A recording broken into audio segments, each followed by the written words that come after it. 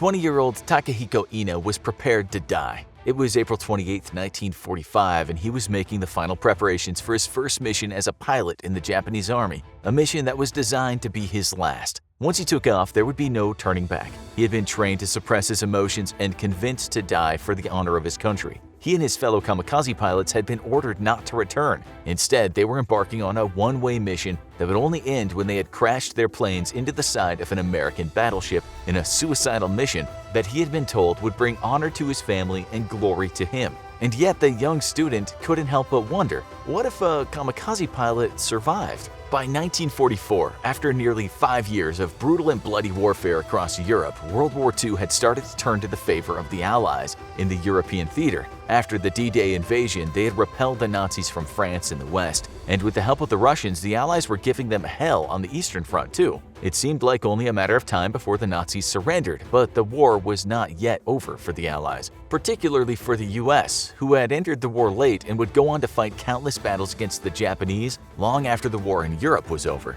The US had tried to stay out of the war, but Japan had forced their hand when on December 7, 1941, they launched a surprise attack on Pearl Harbor in Hawaii, prompting the US to enter the war in full force. Some of the bloodiest battles of the entire war would take place in the seas and sky of the Pacific Theater in the final years of the war, as the US turned their attention to making Japan pay for Pearl Harbor. Facing the full might of the US military machine, the desperate Japanese needed a new way to fight the Americans, and so the legendary kamikaze was born. The word kamikaze means divine wind, a reference to a fabled moment in ancient Japanese history when an unexpected typhoon saved Japan from a horde of Mongol invaders in 1281. The US, though, had another name for these fanatical fighters. They called them baka bombs, from the Japanese word baka, which means idiot. Since the kamikaze planes were relatively easy to shoot down as they barreled directly toward the US ships, the US military couldn't wrap their minds around what would drive so many young Japanese men to sacrifice their lives in such a spectacular and final way. Still, the kamikaze were able to inflict some serious damage on the US and her allies. Though only about 1 in 5 kamikaze pilots managed to hit their targets, they succeeded in sinking 34 ships and damaging hundreds of others over the final years of the war. During the fierce Battle of Okinawa alone, kamikaze pilots were responsible for the deaths of 5,000 US Navy seamen, the greatest loss of life in a single battle in the history of the US Navy. The kamikaze tactics were also an effective form of psychological warfare. Every kamikaze mission was a suicide mission, and none of the thousands of kamikaze pilots who took to the air at the end of World War II were expected to return from their first and final flight. The US and her allies could not believe that so many young Japanese men were willing to take such drastic actions to defeat their enemies, and they lived in constant fear of the next desperate kamikaze attack. History remembers the kamikaze as fanatics who were honored to die for their emperor and their country, but those who survived tell a somewhat different story. In writing his 2008 book on the kamikaze, Danger's Hour, author Maxwell Taylor Kennedy had expected to find a story of fanaticism and fervent ideology among the kamikaze, but he was surprised by what his research uncovered. He found that the kamikaze were not unlike their American counterparts in their patriotism and self-sacrifice, calling them extraordinarily patriotic but at the same time extraordinarily idealistic. By design, kamikaze pilots were not intended to survive their first and only mission. And yet most of what we know about the kamikaze comes from those who survived and lived to tell their stories. So what happened if a kamikaze pilot survived? Some, like Hisao Horiyama, never had the chance to fulfill their glorious final mission and lived to share the real story of what drove thousands of kamikaze pilots to undertake their suicidal missions. Horiyama was 21 years old in late 1944 when he was pulled from his artillery battalion to join a new elite force of airmen. Japan was losing the war, and the kamikaze were an essential part of their last-ditch effort to turn the tide in their favor. Kamikaze missions were flying up until the very minute that the war ended on August 15, 1945. Young Horiyama was a devoted subject of his emperor, and he relished the opportunity to have his moment of glory in the name of his beloved country. Horiyama had completed his training and was preparing for his final glorious mission when the news came down that the Japanese had surrendered and the war was over. Though he was grateful that the emperor had ended the war, he was also regretful. "I felt bad that I hadn't been able to sacrifice myself for my country," he told reporters in 2015 at the age of 92. "My comrades who had died would be remembered in infinite glory, but I had missed my chance to die in the same way. I felt like I had let everyone down." How were the Japanese able to convince so many young men in their prime, like Horiyama, to willingly and even enthusiastically give their lives for their country in these suicide missions? In short, they were trained to die. An excerpt from the Kamikaze training manual illustrates just how thoroughly these young men were indoctrinated. It reads, "When you eliminate all thoughts about life and death, you will be able to totally disregard your earthly life. This will also enable you to concentrate your attention on eradicating the enemy with unwavering determination, meanwhile reinforcing your excellence in flight skills." Honor is an extremely important part of Japanese culture, and Kamikaze training focused on reinforcing this ideology and convincing these young men that their sacrifice would bring glory to them in the afterlife and honor to their families who they were leaving behind. Most believed that Emperor Hirohito and the nation of Japan were one and the same, and they were conditioned to be willing to die for him. They were trained to suppress all emotions and made to believe that they had been specially chosen for this sacrifice, a great honor in Japanese culture. In some cases, Emperor Hirohito himself would visit the Kamikaze training school, attending their graduation ceremonies on a symbolic white horse, and personally requesting their services as kamikaze pilots. During their training, the pilots would practice the daring moves that would be required to complete their missions, repeatedly flying their planes almost vertically toward the ground to simulate crashing into an enemy target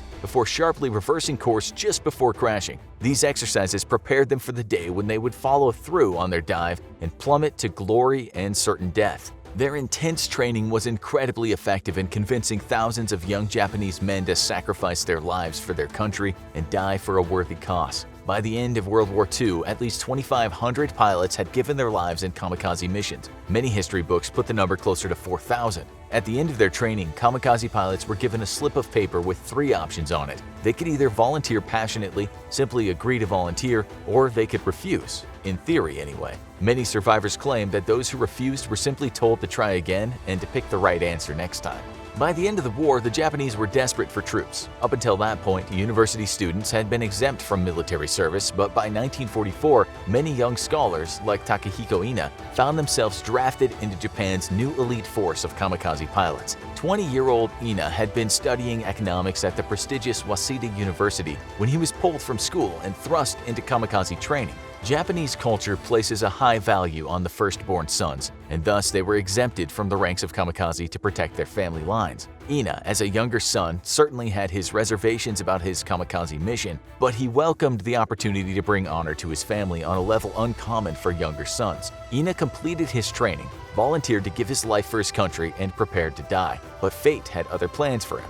By the late stages of the war, the depleted Japanese were not only lacking troops but were using out-of-date and damaged aircraft that had been stripped down and adapted for kamikaze missions. These aging planes would turn out to be Ina's salvation. On his first attempt, his plane failed to take off, and Ina's suicide mission was over before it had even begun. His second attempt made it off the ground, but engine troubles forced him to make an emergency landing before he got anywhere close to his target. During his third and final attempt, more engine troubles forced him to land in the sea, and Ina and his 2 crew members had to swim to a nearby island where they were stranded for 2.5 months. By the time they were rescued, the war was over, and Ina would never again have to prepare for certain death. Though the kamikaze trained to die, not all of them did. Those who returned fell into one of 2 groups: those who were forced to abort their missions due to mechanical troubles, weather, or failure to locate targets, and those who were unable to go through with their mission out of fear. The 2 groups were treated very differently by their superiors. Those like Ina, who were able to prove that they had returned for reasons beyond their control, were not punished. The Japanese could not afford to lose any pilots, so these kamikaze simply prepared to try again. Those who had backed out, though, were shamed and punished physically and mentally. Still, the depleted Japanese could not afford to lose even these reticent pilots, and the punishment was limited to ensure that the pilot could make another attempt. Even under these extraordinary circumstances, though, the Japanese military's tolerance had its limits. Surviving kamikaze pilots recall the fate of one pilot who returned from a total of 9 final flights, each time unable to go through with his mission. After his 9th attempt, he was finally executed for cowardice. To combat this natural tendency to pull out at the last minute, the Japanese implemented a number of strategies designed to encourage pilots to go through with their deadly mission. Pilots flew in a squadron in the hopes that peer pressure would ensure pilots followed through with their mission, and kamikaze were even given some liquid courage prior to takeoff to help them ease their doubts. Some say that the planes were loaded with only enough fuel for a one-way trip to ensure there was no hope of returning, and each pilot was made to compose a will and a letter to their families prior to their last flight. The Japanese kamikaze pilots of World War II went down in history as the fanatical and deranged samurai of the skies, committed to dying for the honor of their emperor and country and willing to give their lives for glory. In reality, though, they were not given any real choice in the matter, with most agreeing to volunteer at the risk of dishonoring their families and being sent to die in dishonor anyways on the front lines of battle. In a desperate last-ditch bid to turn the war back in their favor, the Japanese sent thousands of young men in their prime to die on suicidal kamikaze missions. Despite this, few kamikaze did return from their missions and lived to tell their stories. Thanks to them, we know that the kamikaze were not all fanatical or deranged, but instead were desperate and afraid of dishonoring their families if a kamikaze survived. If you thought this video was fascinating, be sure to check out our other videos, like this one called The Horrors of Unit 731, to learn more about Japan's role in World War II. Or perhaps you'll like this other video instead. As always, thanks for watching, and don't forget to like, share, and subscribe. See you next time.